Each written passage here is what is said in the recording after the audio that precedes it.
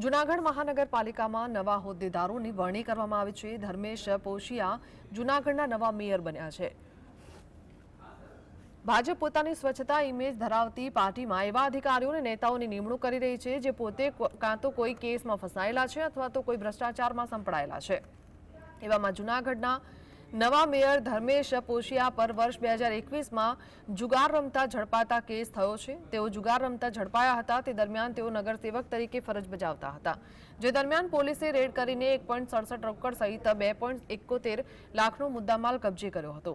આ અંગે કેસ પણ ચાલ્યો હતો, પરંતુ મેયર સહિત 8 આરોપીઓને શંકાનો લાભ આપી નિર્દોષ છોડી મૂક્યા હતા। વોરંટ જમીનનો કબજો પંચ સાહિદ સહિતના પુરાવાઓને ધ્યાને લેવામાં આવ્યા હતા।